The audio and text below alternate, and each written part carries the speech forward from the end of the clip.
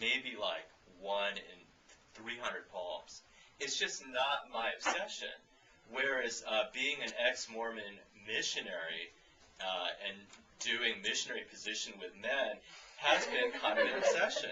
I would say that it comes up in all of my books, in like one way or another. But I think our obsessions sometimes they choose us, that we don't choose them. So I just want to sort of offer that as a point of view. I mean, race is such an important issue, but for me personally as a reader and a writer, it's not high on my totem pole. Like, it does register, and I think about issues of race, but I can also not think about it. Okay, I have I'll let you go, but I want to respond to that in the sense of, I have Mendi and Tisa's name above this note, because I think that there are aesthetics that are associated with racial groupings. And Barbara Jane Reyes, again, I'm sorry I keep referring to her, but it was just, I read it on the train on the way here, and I was like, yes, yes, yes. What is innovative in our communities then? She gives a catalog of things that are considered innovative, experimental, that I tend to think get absorbed eventually into the popular poetics or whatever. What is innovative in our communities then? Code switching, translating and fracturing language while writing in polyglot and various vernaculars, integrating performance and music onto the page, presentation, film, in relation to you, integrating our own culture's oral and poetic forms into written English and Western poetic form. I don't just mean that just some sort of identity politics that gets referenced. I mean like the techniques that don't necessarily come from a white or Caucasian tradition, that do get absorbed silently and capitalized on. I mean, since we are in a capitalist. She asks, do editors of American publications recognize these innovations? How do these editors read or deal with the foreign elements in this work? She puts foreign in quotes. And especially foreign elements that do not abide by these editors' preconceived notions, assumptions, and prejudices. How do those play out in your own poetics, in the reception of your poetics? Obviously, you are probably solicited based on, you have African-American poetics somehow, so it does play out, even if it's a silent question. I think that's what you were responding to just from the invitation. So whoever, and if Megan, if you want to go ahead, sorry. Oh, no, not at all. Did you guys have something to say about it? Yeah, go ahead. No, that's fine. She asked that question. I'd like I cut Megan off. No, that's cool. That's cool. Go Megan. Yeah. Well, my take, the reason why I prefer you to follow up on that is that my take is sort of similar to Tim's in the sense that race never really played a major role in my poetics, and so therefore I was going to readdress what Jennifer had sort of started a conversation about, which was how do we sort of break that silence? And I think that sort of falls on, yes, editors, and I think also critics, because we have this select group of people sort of outside of our poetic community at large who decides how our material is presented to those people outside of our community who don't necessarily automatically identify with a certain group of poets or a type of writing.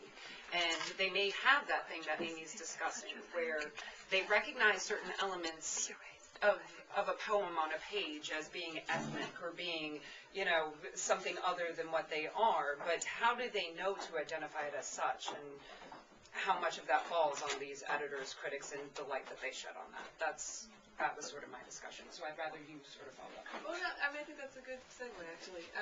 I'm someone for whom, I'll say being black as opposed to race is a very big part of my tradition, how I come to poetry, how I read poetry, how I read poetry by people who are not black even.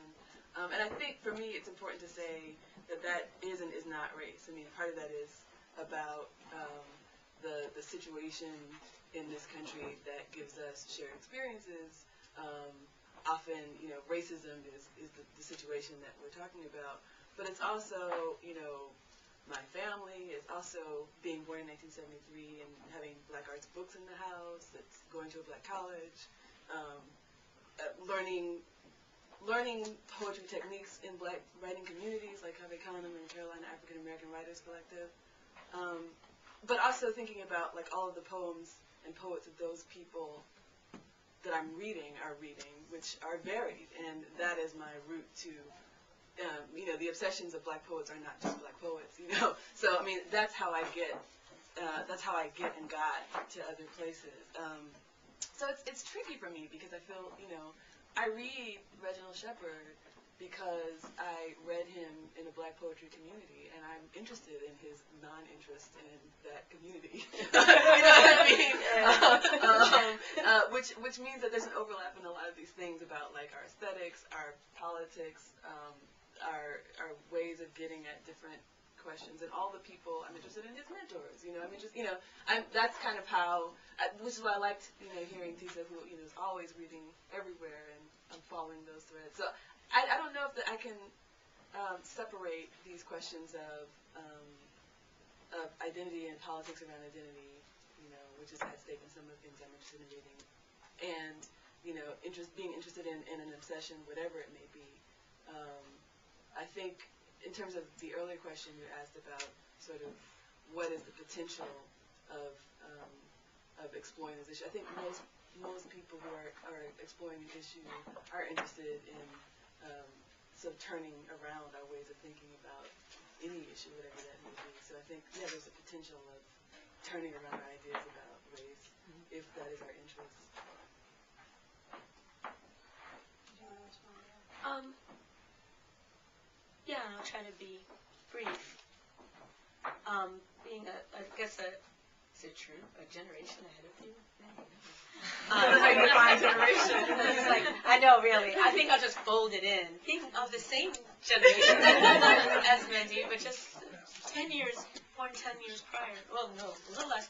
I don't know. I think when words like integration and things like that come up, I kind of freak out. As I was, raised in Boston. I got bussed in Boston. And, all this stuff about, identity and authentic blackness on the one hand, which I thought I was losing when I went through this whole process. Just being a person. So it's been really fraught. And I became a member of the Darkroom Collective in Boston. I was, the only Bostonian among mostly kind of Southern identified blacks. And I first learned about Gertrude Stein and Nicole Broussard in the Darkroom Collective. They gave me this little quiz when I was gonna join the collective, and I was totally closeted on the lots of things. A lesbian, about what I was reading on the slide, because all of a sudden I needed to kind of show up, as a black writer, or I thought I did, and there were a bunch of people on all these extension phones. Who are you reading? And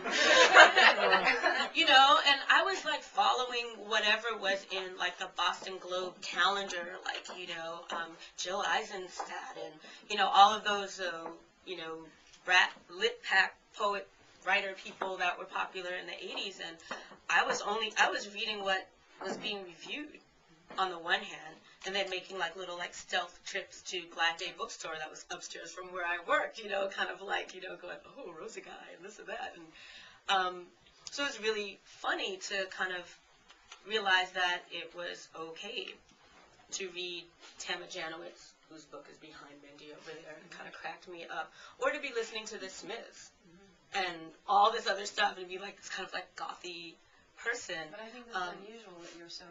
But it's not unusual, because then they were all oh, yeah, and I was really? You all read this and listen to that too? And they're of course. And I was oh, phew, I can just be black now, and not trip. But it's that I started to take that for granted.